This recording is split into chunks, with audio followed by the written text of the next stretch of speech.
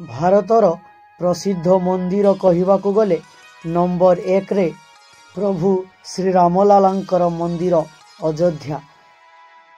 ତ କହିବାକୁ ଗଲେ 500 ବର୍ଷ ବିବାଦରେ ଥିବା ଏହି ମନ୍ଦିର ଆଜି ସମ୍ପୂର୍ଣ୍ଣ ନିର୍ମାଣ ହୋଇ ପ୍ରଭୁ ଶ୍ରୀରାମଙ୍କର ପ୍ରାଣ ପ୍ରତିଷ୍ଠା ଦିବସ ସମ୍ପୂର୍ଣ୍ଣ ହୋଇସାରିଛି। 500 ବର୍ଷ ଧରି ବିବାଦରେ ଥିବା ଏହି ରାମଲାଲାଙ୍କର ମନ୍ଦିର 2019 ମସିହାରେ ହାଇକୋର୍ଟ ଦ୍ୱାରା ନିର୍ଦ୍ଦେଶ ଜାରି ହେଲା ଯେ ଅଯୋଧ୍ୟାରେ ରାମ ମନ୍ଦିର ପ୍ରତିଷ୍ଠା ହୋଇପାରିବ। ତ ଏହି କଥା ଶୁଣିପାରି ସମସ୍ତ ସନାତନୀ ଭକ୍ତ ଏବଂ ହିନ୍ଦୁମାନଙ୍କ ମନରେ ଖୁସିର ଲହରୀ ଖେଳି ଯାଇଥିଲା ସେଦିନ। ତ ଏହି 500 ବର୍ଷର ଅପେକ୍ଷାରେ ଥିବା ହିନ୍ଦୁମାନଙ୍କର ଏହି ଦିନ ଯେଉଁଦିନ ପ୍ରଭୁ ଶ୍ରୀରାମଙ୍କର ପ୍ରାଣ ପ୍ରତିଷ୍ଠା ହେଲା, ତ ସେହି ଦିନ ସାରା ଦେଶ ଦୀପାବଳି ମନେଇଥିଲା ଏବଂ ପ୍ରଭୁ ଶ୍ରୀରାମଙ୍କର ସ୍ୱାଗତ ପାଇଁ ଅନେଇ ବସିଥିଲା। ତ ସନାତନୀ ଏବଂ ହିନ୍ଦୁମାନଙ୍କର ମନରେ ସେଦିନ ପ୍ରଭୁଙ୍କ ପ୍ରତି ଭକ୍ତି ଉଦ୍ଯାପିତ ହୋଇଯାଇଥିଲା ଏବଂ ପ୍ରଭୁ ଶ୍ରୀରାମଙ୍କର ଦର୍ଶନ ପାଇଁ ଅଯୋଧ୍ୟାରେ ସେଦିନ ପ୍ରବଳ ଭିଡ଼ ମଧ୍ୟ ଲାଗିଥିଲା। କିନ୍ତୁ ଏହି ପ୍ରବଳ ଭିଡ଼ ମଧ୍ୟରେ ପ୍ରଭୁ ଶ୍ରୀରାମଙ୍କର ଦର୍ଶନ ବହୁତ କଷ୍ଟକର ହୋଇଯାଇଥିଲା। 2024 ମସିହାରେ ଯଦି କଥା କୁହାଯାଏ ସବୁଠାରୁ ଚର୍ଚ୍ଚିତ ମନ୍ଦିର ପ୍ରଭୁ ଶ୍ରୀରାମଲାଲାଙ୍କର ମନ୍ଦିର, ଯାହାକୁ ଗୁଗୁଲରେ ବହୁତ ମାତ୍ରାରେ ସର୍ଚ୍ଚ କରାଯାଇଛି, ତ ଏହାଠାରୁ ବଡ଼ ଆଶ୍ଚର୍ଯ୍ୟର କଥା ବା କୌଣସି ହୋଇନଥାଏ। କାରଣ ଭାରତବର୍ଷରେ 1 ନମ୍ବର ମନ୍ଦିର ଭାବରେ ଅଯୋଧ୍ୟାର ପ୍ରଭୁ ଶ୍ରୀରାମଲାଲାଙ୍କର ମନ୍ଦିର ରୂପେ ପରିଗଣିତ ହୋଇସାରିଛି। ତ ପ୍ରାଣ ପ୍ରତିଷ୍ଠା ପରେ ଏହି ମନ୍ଦିରରେ ପ୍ରଭୁ ଶ୍ରୀରାମଙ୍କର ଦର୍ଶନ ପାଇଁ ଭିଡ଼ ଲାଗି ରହିଛି। ତ ପ୍ରତ୍ୟେକ ହିନ୍ଦୁ ଏବଂ ସନାତନୀମାନେ ଏହି ଉତ୍ସବକୁ ଖୁବ୍ ମାତ୍ରାରେ ଆନନ୍ଦର ସହ ପାଳନ କରିଥିଲେ ଏବଂ ପ୍ରଭୁ ଶ୍ରୀରାମଲାଲାଙ୍କ ପ୍ରତିଷ୍ଠା ଦିବସ ଗାଁ ଗାଁ ସହରମାନଙ୍କରେ ପାଳନ କରାଯାଇଥିଲା ଏବଂ ଘରେ ଲୋକମାନେ 5ଟି ଦୀପ ଜାଳିବା ସହିତ ମୁରୁଜ ପକାଇ ପ୍ରଭୁ ଶ୍ରୀରାମଲାଲାଙ୍କୁ ପ୍ରାଣର ସହିତ ସମର୍ପଣ କରିଦେଇଥିଲେ ଏବଂ ତାଙ୍କୁ ସେଦିନ ଡାକିଥିଲେ। ଶ୍ରୀରାମଙ୍କର ମନ୍ଦିରେ ହୋଇଛି 5ଟି ଏମିତି ଐତିହାସିକ କାର୍ଯ୍ୟ ଯାହାକୁ ଆପଣମାନେ ଶୁଣିଲେ ହୋଇଯିବେ ଆଶ୍ଚର୍ଯ୍ୟ।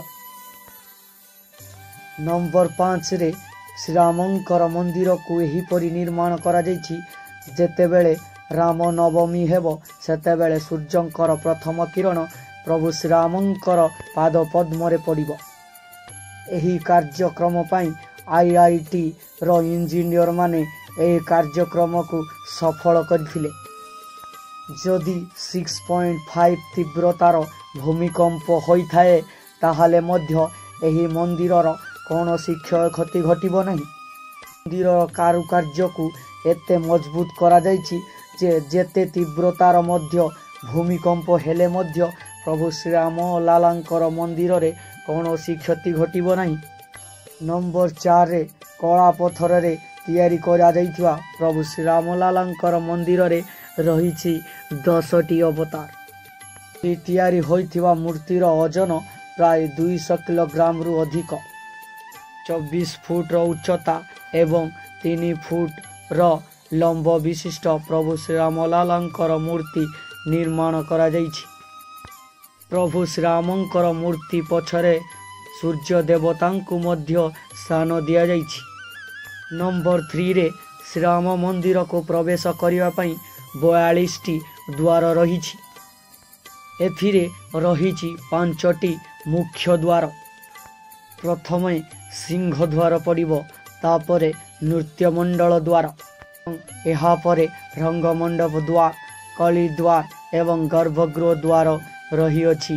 ପ୍ରଭୁ ଶ୍ରୀରାମଙ୍କ ମନ୍ଦିରକୁ ପ୍ରବେଶ କରିବା ପାଇଁ ଏହି ମୁଖ୍ୟତଃ 5ଟି ଦ୍ୱାର ରହିଛି।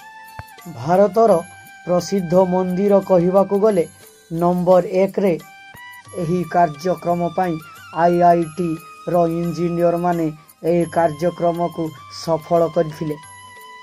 ନମ୍ବର 4ରେ କଳା ପଥରରେ ତିଆରି କରାଯାଇଥିବା ପ୍ରଭୁ ଶ୍ରୀରାମଲାଲାଙ୍କର ମନ୍ଦିରରେ ରହିଛି 10ଟି ଅବତାର। एथिरे रहिछि 5टी मुख्य द्वार। प्रथमे सिंह द्वार पड़िबो, तापरे नृत्यमंडल द्वार। तैयारी होइथिबा मूर्तिर ओजन प्राय 200 किलोग्राम रु अधिक। प्रभु श्रीरामंकर मूर्ति पछरे सूर्य देवतांकु मध्य स्थान दिया जाइछि। एथिरे रहिछि 5टी मुख्य द्वार। एहा परे रंगमंडप द्वार, कली द्वार एवं गर्भगृह द्वार रहिअछि। प्रभु श्रीरामंक मंदिर को प्रवेश करिवा पई एही मुख्यतः 5टी द्वार रहिछि। प्रभु श्री रामलालांकर मंदिर अयोध्या तो कहिबाकू गले 500 वर्ष विवाद रे थिबा एही मंदिर आज संपूर्ण निर्माण होई प्रभु श्रीरामंकर प्राण प्रतिष्ठा दिवस संपूर्ण होई सारिछि।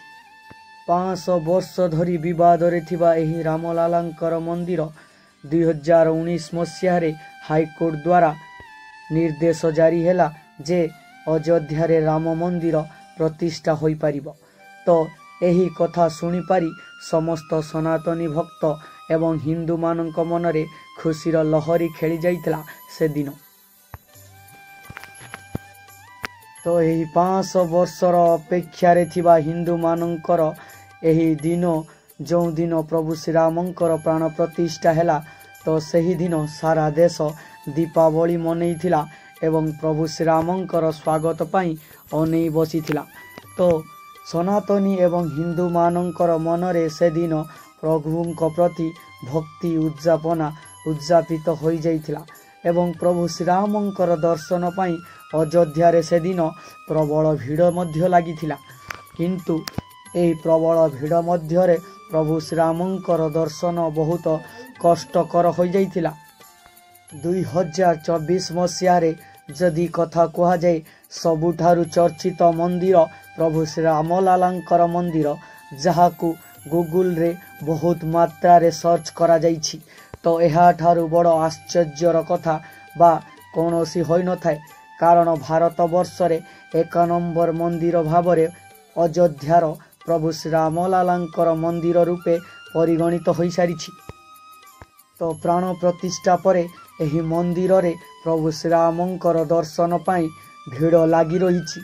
तो प्रत्येक हिंदू एवं सनातनी माने एही उत्सव को खूब मात्रा रे आनंदर सह पालन करिथिले एवं प्रभु श्री रामलालांक प्रतिष्ठा दिवस गाँ गाँ सहर मानकरे पालन करा जाइतिला एवं घरे लोक माने 5टी दीप जालिबा सहित मुरुज पकाई प्रभु श्री रामलालांकु प्राणर सहित समर्पण करि देइथिले एवं तांकु सेदिन डाकिथिले। श्रीरामंकर मंदिरे होइछि 5टी एमिति ऐतिहासिक कार्य जहाकु आपण माने सुनिले होई जिबे आश्चर्य। नंबर 5 रे श्रीरामंकर मंदिर को एही परि निर्माण करा जाइछि जेतेबेले राम नवमी हेबो सेतेबेले सूर्यंकर प्रथम किरण प्रभु श्रीरामंकर पाद पद्म रे पड़िबो।